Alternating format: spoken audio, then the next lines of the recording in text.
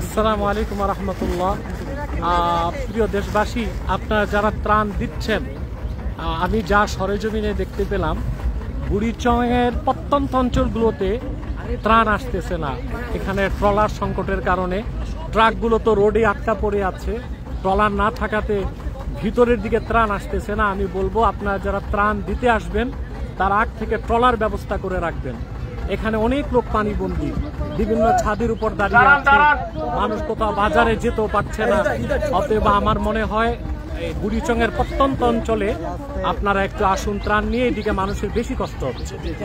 সবার জন্য আসতেছে, সবার জন্য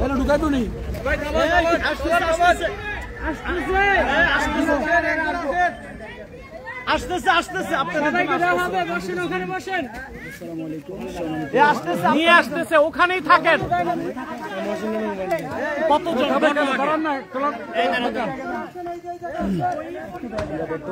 বলো, মহিলাদের আসতে হবে না?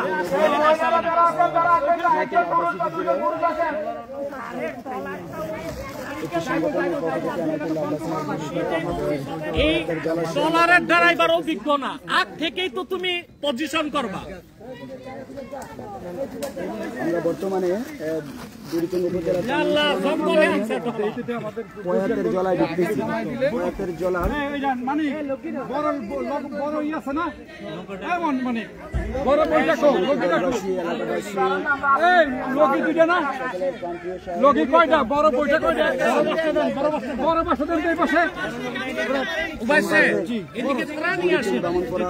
সব ওই মেন রোডে দিয়ে ভাগতেছে সব। সরকারি ভাবে উচিত ট্রলার রাখলে এখানে ভালো হতো।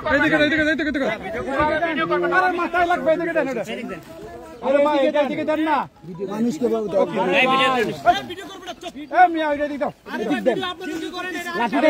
মাথায় লাগবে।